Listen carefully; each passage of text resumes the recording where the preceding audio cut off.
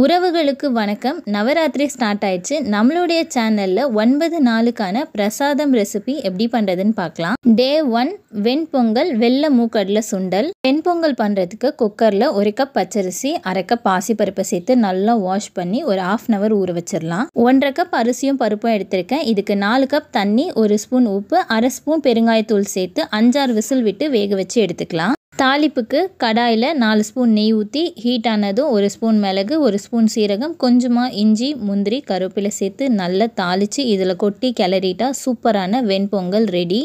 மூக்கடலை சுண்டல் பண்ணுறதுக்கு வெள்ளை மூக்கடலையை நைட்டே ஊற வச்சு எடுத்து வச்சுருக்கேன். இதை நல்லா வாஷ் பண்ணி குக்கரில் சேர்த்துட்டு முங்குற அளவு தண்ணி ஊற்றி 1 ஸ்பூன் உப்பு சேர்த்து 5-6 விசில் விட்டு வேக வச்சு எடுத்துக்கலாம். தாளிப்புக்கு கடாயில் 1 ஸ்பூன் எண்ணெய் ஊற்றி கொஞ்சமாக கடுகு, காஞ்ச மிளகா, கருவேப்பிலை சேர்த்து நல்லா தாளித்து இதில் கொட்டிட்டா வெள்ளை மூக்கடலை சுண்டல் ரெடி. வீட்டில் கொழு வச்சுருந்தீங்கன்னா மறக்காமல் இந்த பிரசாதத்தை செஞ்சு பார்த்துட்டு எப்படி இருந்ததுன்னு கமெண்ட்டில் சொல்லுங்கள்.